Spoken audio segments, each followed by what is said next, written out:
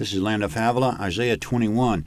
This chapter reads like a complete mystery until we find out in verse 9 that the subject of it is the fall of Babylon. The fulfillment of the fall of Babylon was 539 BC, which was about 200 years after this chapter predicted it. The prophecy is remarkable because when Isaiah delivered it, Babylon was nothing more than a small kingdom far away in lower Mesopotamia, 2 Kings 20, verses 14 to 21. It probably took a month or more to get from Judah to Babylon by horse or camel, and such a journey in ancient times through multiple principalities was fraught with danger, Ezra 8, 21 to 23, so that travel between Judah and Babylon was probably very rare.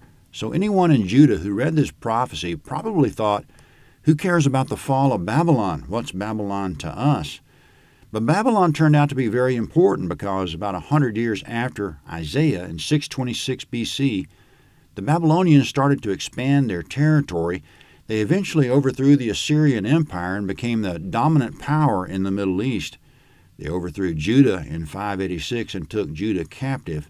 So then everyone knew exactly what Babylon was to Judah. Babylon was very important to Judah.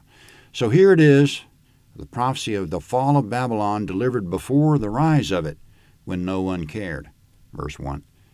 The burden of the wilderness of the sea, as whirlwinds in the south sweep through it, it comes from the wilderness, from an awesome land. A grievous vision is declared to me. The treacherous man deals treacherously, and the destroyer destroys. Go up, Elam, attack. I've stopped all of Media's sighing. Therefore my thighs are filled with anguish. Pains have taken hold on me like the pains of a woman in labor. I'm in so much pain that I can't hear. I'm so dismayed that I can't see. My heart flutters. Horror has frightened me. The twilight that I desired has been turned into trembling for me. They prepare the table. They set the watch. They eat. They drink. Rise up, you princes. Oil the shield. For the Lord said to me, Go, set a watchman. Let him declare what he sees. For he sees a troop, horsemen in pairs, a troop of donkeys, a troop of camels. He shall listen diligently with great attentiveness. He cried like a lion, Lord, I stand continually on the watchtower in the daytime, and every night I stay at my post. Behold, here comes a troop of men, horsemen in pairs.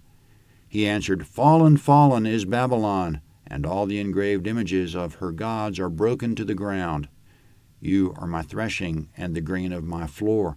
That which I have heard from Yahweh of armies, the God of Israel, I have declared to you.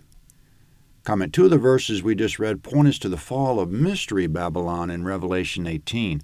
In verse 1, this is, quote, a burden of the wilderness of the sea, end quote. Seagoing commerce involving Mystery Babylon is a big component of Revelation 18. Then in verse 9, fallen, fallen is Babylon. That's exactly repeated in Revelation 18:2. Fallen, fallen is Babylon the Great. So how is literal Babylon of this chapter connected to Mystery Babylon of Revelation 18? Revelation 18 describes Mystery Babylon as being a corrupt worldwide system of commerce, a system where money is the root of all evil. There's a chasing of money wherever the chase might lead, no matter whether it leads men into immorality, demonic behavior, or the buying and selling of human souls. Mystery Babylon is a habitation of men and demons. There's an angelic call in that chapter in Revelation for God's people to exit that system before God brings it all down in flames in one apocalyptic day, Revelation 18:8. So in your narrator's assessment, the fall of Mystery Babylon in Revelation 18 is God making a final end of the corrupted world system which has commerce and money as its God. Money is the end goal, and how it's earned doesn't matter. In the literal Babylonian kingdom of the 6th century BC, the Babylonian king threw a party for himself and 1,000 of his administration, Daniel chapter 5. It was the last night of the kingdom, but they didn't know. The king took the silver and gold vessels that had been robbed out of Yahweh's temple in Jerusalem, drank wine from them, and praised the gods of silver, gold, brass, iron, wood, and stone. Then he saw the writing on the wall, which said God had measured him, found him wanting, and brought his kingdom to an end. In that night the king was killed, his empire was stripped and given to the Medes and Persians. So in both Babylons, the ancient one and the mystery one of Revelation, there's corruption, devotion to silver, gold, and material things, the trading of the holy for the unholy, the mocking of God, and commerce affecting the human soul. And we see how God used a literal kingdom as a model of corruption worldwide, and we see how he brought that literal kingdom to a sudden end, which is the same sudden end he plans for the corrupt system of the world. But back to Isaiah 21. In verse 1, Babylon's destruction will be as whirlwinds of the south, also translated whirlwinds of the Negev being the desert wilderness south of Judah. Destruction will blow through Babylon like a dust devil blowing through. In verse 2, God commands Elam to attack. Elam and Media, in the same verse, were components of the Persian Empire that overthrew Babylon. In verses 3 and 4, my thighs are filled with anguish, pains have taken hold on me, and so forth. These are descriptions of the terror that'll be in Babylon when the sudden end is on them, just like the terror and distress in Revelation 18 when Mystery Babylon falls. In verse 5, they prepare the table, they set the watch, they eat, they drink. Rise up, you princes, oil the shield. It's a description of Babylonian king Belshazzar's feast recorded in Daniel 5, that they were eating and drinking when they should have been rising up to defend themselves because the enemy was at the gate. In verses 6 and 7, quote, the Lord said to me, the me is Isaiah, go set a watchman, let him declare what he sees. When he sees a troop, horsemen in pairs, a troop of donkeys, a troop of camels, he shall listen diligently with great attentiveness, end quote. Seems to be a message to the Jews of coming times, the Jews of the Babylonian captivity, that they should be looking expectantly at small signs. They should be looking for Babylon to fall. And it's a message to us that we should be looking for the fall of Mystery Babylon. In verse 8, quote, he cried like a lion, Lord, I stand continually on the watchtower in the daytime, and every night I stand at my post, end quote. This reminds us of Jesus' final advice concerning the end times. He said, watch, Matthew 24:42. His coming will be sudden, and it'll be great and terrible, Joel 2:31, great for those who are with him, and terrible for those who are in the world system. So we're watchmen on the watchtower. The cardinal sin of the watchman is to fall asleep. The watchman should declare boldly like a lion that he'll stay attentive at his post day and night. In verse 9, the watchman again is reading the small signs he sees out there, a troop of men here, a pair of horsemen there. It's all about paying attention to the details. Then finally, in verse 9, Babylon falls, and it's too late for anyone who didn't watch. In verse 9, God says to the watchman, you're my threshing and the grain of my floor. God will harvest the watchman from the world. The watchmen are his grains of wheat that he'll separate from the world.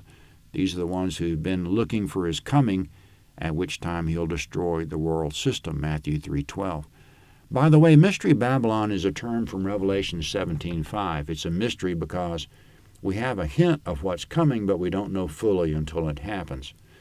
Now, a 2-verse prophecy about Duma and Seir. Duma is also known as Edom and Idumea.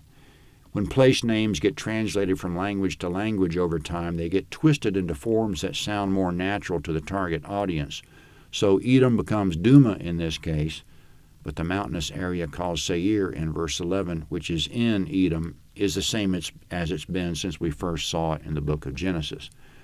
Continuing on the watchman theme of the last 6 verses, verse 11, the burden of Duma, one calls out to me of Seir, watchman, what of the night? Watchman, what of the night?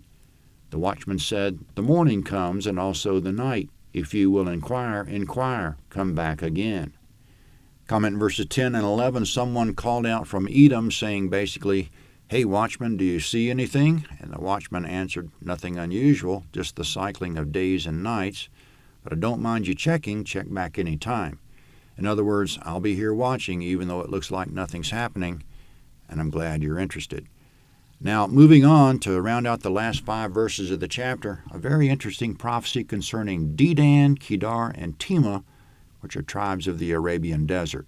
Verse 13. The burden on Arabia. In the forest in Arabia you will lodge, you caravans of Dedanites. They brought water to him who was thirsty. The inhabitants of the land of Tema met the fugitives with their bread. For they fled away from the swords, from the drawn sword, from the bent bow, and from the heat of battle. For the Lord said to me, within a year, as a worker bound by contract would count it, all the glory of Kedar will fail, and the residue of the number of the archers, the mighty men of the children of Kedar, will be few, for Yahweh, the God of Israel, has spoken it. Comment: the destruction of the Kedarites in verses 16 and 17 is for fulfillment within a year, not 200 years out like the one for Babylon.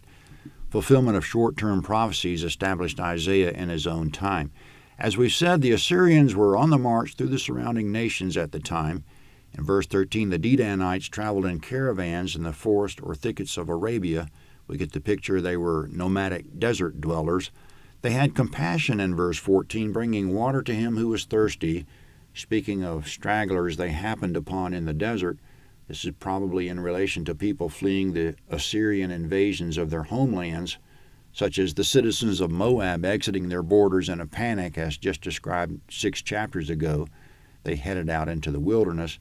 In verse 14, the desert-dwelling Temanites were the same as the Dedanites. If they found fugitives in the desert, they were likely to give them bread. In verse 15, we were right in our assumptions because fugitives are indeed fleeing the sword, fleeing the bent bow and heat of battle, which in Isaiah's day would be the Assyrian advancement through the area.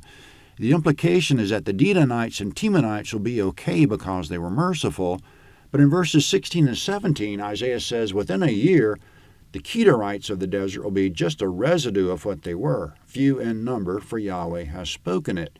There's the implication concerning them that this decimation will happen in battle because it involves their archers and mighty men. They can expect catastrophic defeat, we get the idea, because they weren't so merciful. There's the pointed mercy of the other 2 tribes and the pointed absence of it regarding the Kedarites. They didn't help the fugitives, and God spoke for them to be decimated. God didn't necessarily expect them to forsake their gods or follow the law of Moses. None of that had been revealed to them, but still he required them to have the basic mercy of giving bread and water to the fugitives. Isaiah 22 is next.